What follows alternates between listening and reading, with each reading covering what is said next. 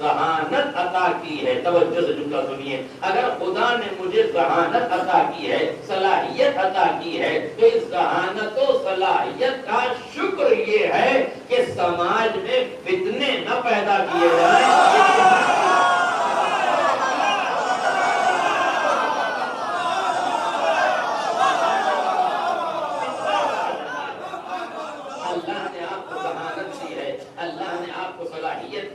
اللہ نے آپ کو حصول علم کا جذبہ عطا کیا ہے، تو خدا اس جذبے کو صحیح ڈائریکشن دینے کی کوشش کرو۔ بدترین آدمی وہ ہے کہ جس کی زبان اپنے منہ میں اپنی زبان ہو مگر اس کی عقل پہ کسی غیر کا پہلا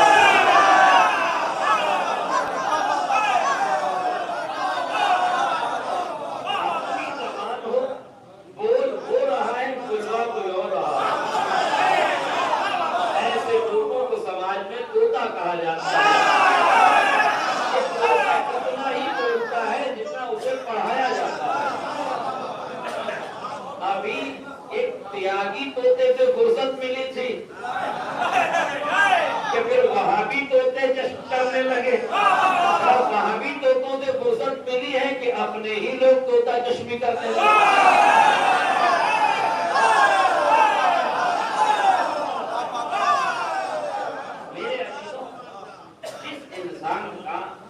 سلسلہ ہوتا ہے، جس کا جو تخصص ہوتا ہے، اس علم کی باریکیاں اسی کو زیب دیتی ہیں۔ ایک جملے میں جواب دینا چاہتا ہوں، کسی کو اہمیت نہیں دینا چاہتا، کسی کو اہمیت نہیں دینا چاہتا، صرف ایک جواب دینا چاہتا ہوں۔ ایک وہابی ڈاکٹر نے یہ اعتراض کیا کہ خانہ کعبہ میں جو شگاف ہے وہ انجینئرنگ لحاظ سے ٹھیک نہیں ہے۔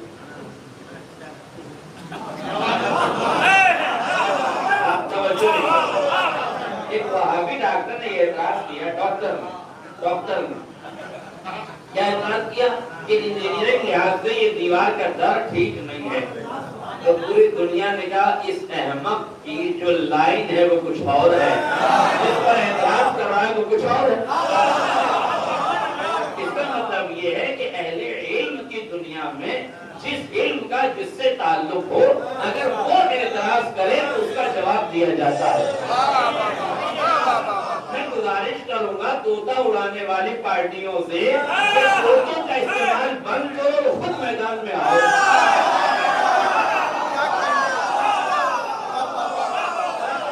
چار کی باتیں پڑھے لکھے دو لوگ سامنے آئے، اپنے علم کا اظہار کریں، جنہیں عربی آتی ہو، فارسی آتی ہو، جنہیں آیات ربانی کو سمجھنے کا سلیقہ آتا ہو، جنہیں معلوم ہو کہ آیت کیا کہہ رہی ہے، روایت کیا کہہ رہی ہے، ورنہ نیم ملا اور نیم حکیم خطرے کا وہ یہ مصیبت اس وقت یہی پیدا ہو رہی ہے۔ نیم ملا یہ پریشانیاں پیدا کر رہے ہیں، میں جنہیں نیم لکھنا بھی نہیں آتا وہ بھی ملا ہو رہا ہے۔ کسی کی ذہانت اور کسی کی صلاحیت کو اگر صحیح ڈائریکشن میں استعمال کیا جائے تو وہ اصلاح کرتا ہے، اور یہی ذہانت اگر درہم و دینار اور ڈالر اور پاؤنڈ کے اشارے پہ ناچنے لگے تو پھر یہ اپنا وجود کھو دیتا ہے۔ اس لیے جب اللہ نے ذہانت دی ہے، صلاحیت دی ہے، تو خدا کے واسطے اسے خرچ ہی کرنا ہے تو آل محمد کے دفاع میں خرچ کرو، اسے آل محمد کے دفاع میں خرچ کرو۔ جو دشمنان دین اسلام ہے انہیں منہ توڑ جواب دو، جو خدمت دین مبین کر رہے ہیں ان کی پگڑی اچھالنے سے تم نکالتا ہے۔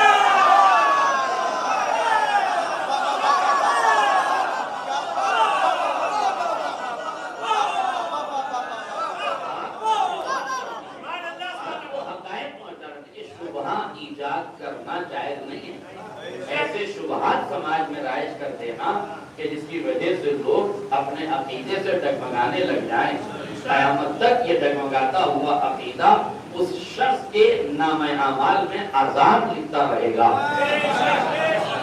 اگر میں منبر پہ بیٹھ کے عقیدہ توحید کی توہین کر رہا ہوں تو روز محشر مجھے عقیدہ توحید کی توہین کا جواب دینا پڑے گا، اور میری توہین کے ذریعے سے جتنے لوگ متاثر ہوئے ہیں ان سب کے گناہوں کا ذمہ دار بھی فکری لحاظ سے مجھے ہونا پڑے گا۔ اس لیے برادرانہ مشورہ یہ ہے کہ اپنی ذہانت کو صحیح ڈائریکشن میں استعمال کیا جائے۔ آدمی کو اللہ نے عقل دی ہے تو عقل کا استعمال کر کے اپنی عقل کا استعمال کرنا چاہیے، دوسروں کے بتائے ہوئے سازشوں کا استعمال نہیں کرنا۔ میرے ابھی تو بڑی آسان باتیں ہیں، اس میں سمجھیے کون سی بات ہے۔ بات میں صرف شبہ کا جواب دینا چاہتا ہوں۔ مہاراجہ کرام کو نائب امام کیوں نہیں کہتے؟ ایک سلسلہ ہے،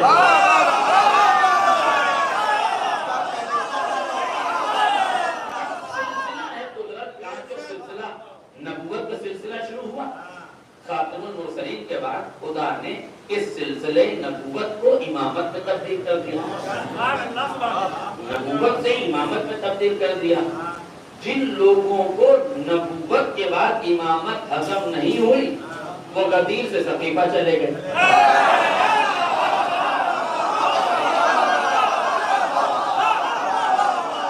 ان کی سمجھ میں بھی نہیں آ رہا تھا کہ علی کیسے خلیفہ ہو گئے، علی کیسے منتخب ہو گئے، مگر علی منتخب ہوئے۔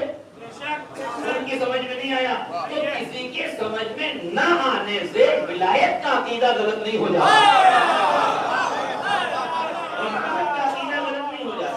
نبوت کا سلسلہ مکمل ہوا، پیغمبر اسلام ختمی مرتبت ہوئے، خاتم الرسول ہوئے، اب سلسلہ امامت کا شروع ہوا۔ یہ امامت کا سلسلہ الگ سے نہیں ہے، اسی امتداد نبوت کا سلسلہ ہے جسے امامت کہتے ہیں۔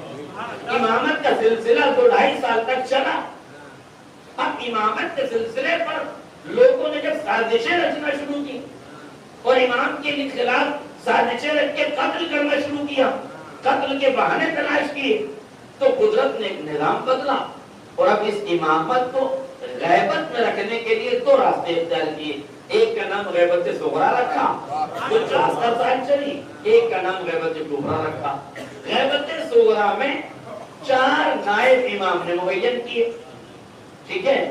چوتھے نائب سے جب غیبت صغریٰ مکمل ہو گئی اور غیبت کبریٰ کا آغاز ہونا چاہتا ہے تو بہار مروان کی وہ روایت جو پیش کی گئی اس میں امام نے علی ابن محمد سماری سے فرمایا کہ اب تمہیں یہ اختیار نہیں ہے کہ اپنے بعد کوئی اپنا نائب بناؤ۔ امام اسے منع کر رہے ہیں، اپنے سلسلے نیابت کو منع نہیں کر رہے ہیں۔ جب آپ کے سمجھ میں روایات آتی ہی نہیں ہے،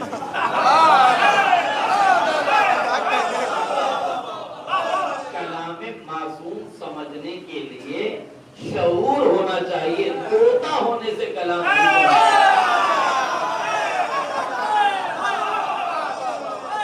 آپ یہ کہہ رہے ہیں کہ یہ جو نظریہ ہے یہ میرا ہے، امام نے اسے منع کیا تو یہ میرا نظریہ نہیں ہے۔ صاحب وسائل الشیعہ علامہ حر عاملی نے اس حدیث کی تفسیر میں یہی بیان کیا ہے۔ اس کا مطلب یہ ہے کہ جو بات علامہ مجلسی نے لکھی ہے اسی بات کی تشریح حر عاملی صاحب نے کی ہے۔ اب یہ بتاؤ کہ جب مجلسی صاحب کے لکھنے کے بعد آپ یہ کہہ رہے ہو کہ آپ مجلسی صاحب سے بڑے عالم ہو تو میں آپ سے پوچھ رہا ہوں کہ آپ حر عاملی صاحب سے بڑے عالم ہو؟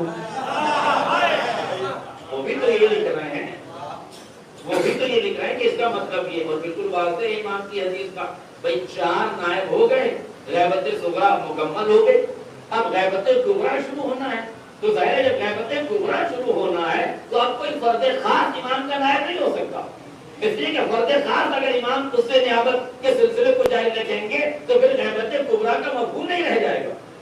اس کا مطلب یہ کہ امام ظاہر ہو کہ سب سے گفتگو کر رہے ہیں، جبکہ اب امام نے خاص سلسلے کو مکمل کر کے خاص سلسلہ نہیں ہوگا، اب عام سلسلہ ہوگا جو ہماری روایات کی شرطوں پر پورا اتر جائے، وہ وقت کا مجتہد ہوگا، وقت کا مرجع ہوگا، وہی نائب امام ہوگا۔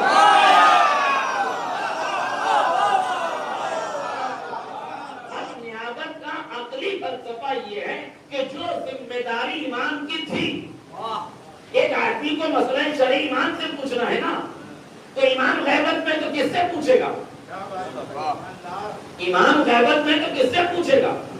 تو جو امام کی ذمہ داری نبھائے گا اسی کو تو نائب امام کہتے ہیں۔ پریشانی کیا ہے نائب امام؟ ایک پریشانی ہے جس پر اعتراض ہے، وہ یہ کہ صاحب معصوم کا نائب غیر معصوم کیسے ہوگا؟ آپ رہبر موزن کو نائب کہہ رہے ہیں، آیت اللہ سلطانی حفظ اللہ کو نائب کہہ رہے ہیں، دیگر علماء اور مراجعان کو نائب کہہ رہے ہیں، یہ سب غیر معصوم ہیں اور امام زمانہ معصوم ہے۔ تو جب امام معصوم ہے تو غیر معصوم امام کا نائب کیسے بنے گا؟ بالکل صحیح بات، بہت اچھا اعتراض۔ اگر کوئی آدمی سمجھنا ہی چاہتا ہے تو اس کے لیے بہت اچھا اعتراض ہے، مگر یہ سمجھیے نواب اربعہ تو مانتے ہیں آپ، اسی کی توقیع سے تو مان رہے ہیں، اسی کی توقیع سے تو مان رہے ہیں۔ تو جو نواب اربعہ ہیں، جو 4 نائب امام کے خاص تھے، وہ معصوم تھے کہ غیر معصوم؟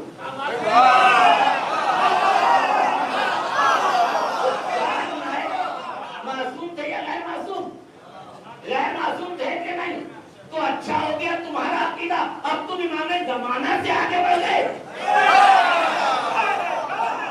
اب تم امام زمانہ سے آگے بڑھ گئے۔ امام زمانہ خود معصوم ہو کر اپنے غیر معصوم کو نائب خاص بنا سکتے ہیں، تم کہہ دو غیر معصوم نائب نہیں ہو سکتا۔ جب 4 نائب خاص غیر معصوم ہو سکتے ہیں تو شرطوں کو پوری کرنے والے عام نائب امام کیوں نہیں ہو سکتے؟ کیا پریشانی نائب امام کہہ رہے ہیں؟ ہم امام تو نہیں کہہ رہے ہیں، نائب بھی تو کہہ رہے ہیں۔ ہم اس ولایت کے تصدر کو جو عصمت سے منسوب ہے اس سلسلے کو تو نہیں کہہ رہے کہ یہ بھی معصوم ہے۔ ذمہ داریاں، اچھا اب آپ یہ بتائیے خمس کے 2 حصے، ایک سہم امام ایک سہم سادات، خمس تو مانتے ہیں نا؟ وَعَلَمُوا أَنَّمَا غَنِمْتُم مِّن شَيْءٍ، اس لیے کہ خمس فقیہ نے اپنی جیب سے نہیں بتایا، قرآن و حدیث سے بتایا ہے۔ تو 2 حصے ہیں نا، ایک امام کا ہے ایک سادات کا ہے، تو امام کا حصہ کسے دیا جائے گا؟ تو امام کا حصہ امام کو دیا جائے گا، تو امام کو دیا جاتا ہے یا نائب امام کو؟ اگر آپ کہتے ہیں مرجع کو دیجئے مجتہد کو دیجئے، مجتہد اور مرجع کو کیوں دیجئے؟ اگر مجتہد کا امام سے کوئی تعلق نہیں ہے تو امام کا حق لینے کا حقدار کیسے ہو گیا؟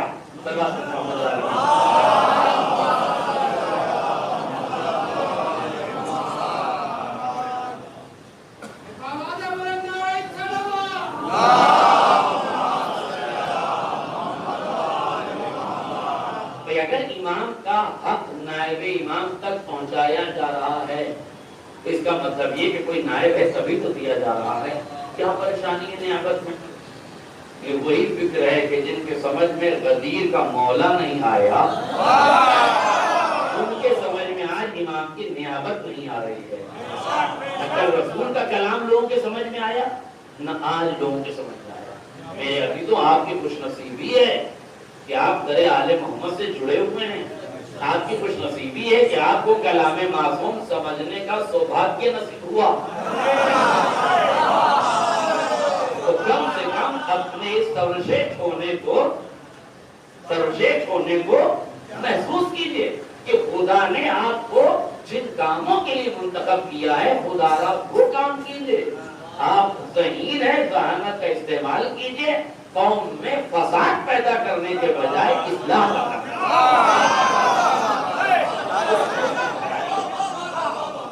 عقائد کی بےغنی کر کے آپ کامیاب نہیں ہو سکتے۔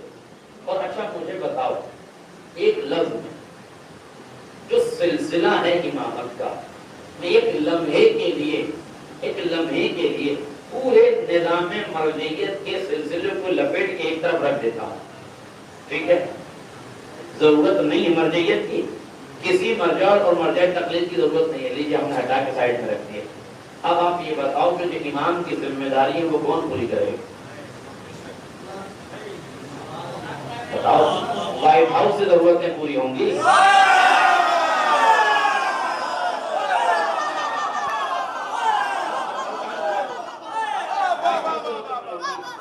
MI6 سے پوری ہوں گی؟ پوری کریں گے؟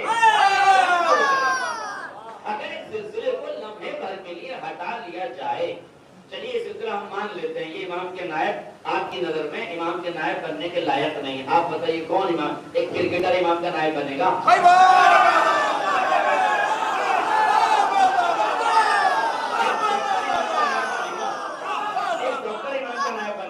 ایک انجینئر امام کا نائب بنے گا. آپ بتائیے کون بنے گا نائب؟ ہم نے مان لیا مرجعیت میں صلاحیت آپ کے بقول نہیں ہے نائب امام بننے کی. آپ نائب امام بنیں گے؟ وہ لوگ جو مرجعیت کی تصویریں بنا کر بچپن سے چڑھتے نظر آئے ہیں، ان کے دل میں مرجعیت کی محبت آپ کیسے پیدا کر دیں گے؟ انہوں نے بچپن ہی سے مرجعیت کی مخالفت میں آنکھیں کھولی ہیں، انہیں آپ کیسے سدھار سکتے ہیں؟ لیکن کم سے کم پیغام تو دے سکتے ہیں نا. میں آپ سے بول رہا ہوں ایک لمحے کے لیے مرجعیت کے سسٹم کو لپیٹ کر رکھ دیجئے تو بتائیے امام کی غیبت میں امام کی ذمہ داریاں کون ادا کرے گا؟ تو میں سمجھتا ہوں وائٹ ہاؤس کے سسٹم سے کم مرجعیت کا سسٹم اچھا ہے.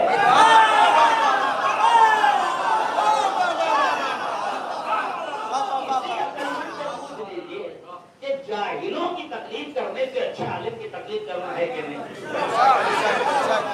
اب سمجھ میں نہیں آتا، طوطے بھی تقلید کی مخالفت کرنے لگے. یہ طوطا گیری تو خود ایک تقلید ہے. تقلید کا مطلب گلے میں قلادہ ڈالنا نہیں ہے. تقلید کا مطلب ہی کسی کا کہنا ماننا ہے، اپنے سے بڑے کا کہنا ماننا.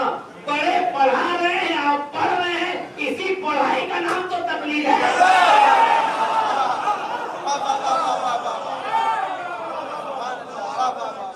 یہ ہندوستان کے داخلی علاقوں سے اور امریکہ اور لندن سے جو فنڈنگ ہو رہی ہے، یہ پیسہ دے دے کہ جو تقلید کرائی جا رہی ہے.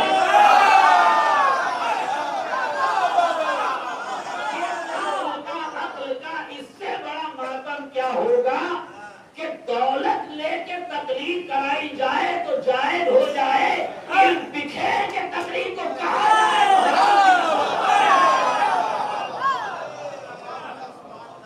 آپ واقعہ بتائیے، ایک سلسلہ ہے، ایک سسٹم ہے. میں آپ سے ایک جملہ اور پوچھ رہا ہوں. آج کل یہ اعتراض ہوتا تھا نائب امام کو حکم کیوں دیجیے، مرجعیت کو حکم کیوں دیجیے.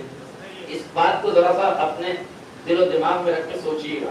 حکم کے دو حصے ہیں نا، ایک سہم امام ہے اور ایک سہم سادات. سہم امام کا اثر پوری دنیا میں دکھ رہا ہے کہ نہیں؟ مراجع کرام کے دفاتر ہیں، طلاب اعلام پڑھ رہے ہیں، بڑے بڑے ادارے ہندوستان میں چل رہے ہیں. لندن میں کاتب چل رہا ہے کہ نہیں؟ نجف ہاؤس کا ادارہ چل رہا ہے کہ نہیں؟ لکھنؤ میں 10 ادارے المحمد چل رہا ہے کہ نہیں؟ بہت سے ادارے جن کا بھی میں نام لوں تو صبح ہو جائے. ہندوستان راجستھان سے لے کے یعنی کشمیر سے لے کے کنیا کماری تک، پورب سے پچھم اور اتر سے دکھن، پورے ہندوستان میں ہندوستان کے باہر جتنے ادارے چل رہے ہیں وہ ادارے سہم امام سے چل رہے ہیں کہ نہیں؟ چونکہ سہم امام کا ایک سسٹم ہے کہ اجازت جس کے پاس ہوگا اسی کو حکم دیا جائے گا، تو سسٹمیٹک جو پیسہ جا رہا ہے اس کا آؤٹ پٹ تو نظر آ رہا ہے کہ نہیں؟ میں آپ سے پوچھ رہا ہوں دوسرا حصہ سہم سادات کا ہے، یہ کہاں جا رہا ہے؟ یہ بتاؤ یہ کہاں جا رہا ہے؟ کوئی ادارہ ہے جو بچیوں کی شادی کرا رہا ہے؟ کوئی ادارہ ہے جو سادات بچوں کو پڑھا رہا ہے؟ کوئی ادارہ ہے جو سادات کے نام سے سہم سادات لے کے آپ کو پڑھا رہا ہے؟ نہیں ہے کوئی ادارہ. اس کا مطلب یہ ہے کہ جس مال کو آپ انڈیویجل خرچ کرتے ہیں، آپ ذاتی طور سے جس مال کا مستحق تلاش کر کے خرچ کرتے ہیں، اس کا سماج میں آؤٹ پٹ نظر نہیں آتا.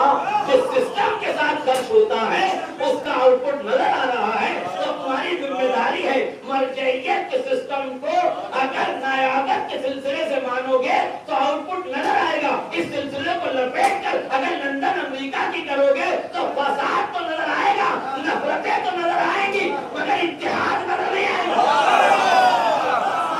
محبتیں نظر نہیں آئیں گی.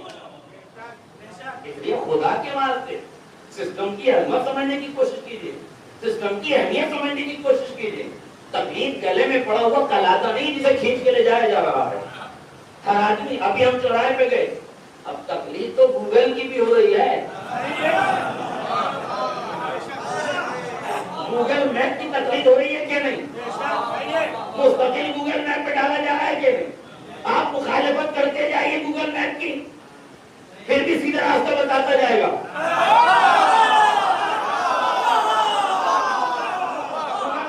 نے راستہ ڈالا, وہ کہہ رہا رائٹ ٹرن ہو جائیے, آپ لیفٹ ٹرن کر لیجیے, وہ چھوڑے گا نہیں آپ کو. جب آپ لیفٹ ٹرن کریں گے تو کہنا اچھا ٹھیک ہے یہاں سے رائٹ ٹرن ہو جائیے.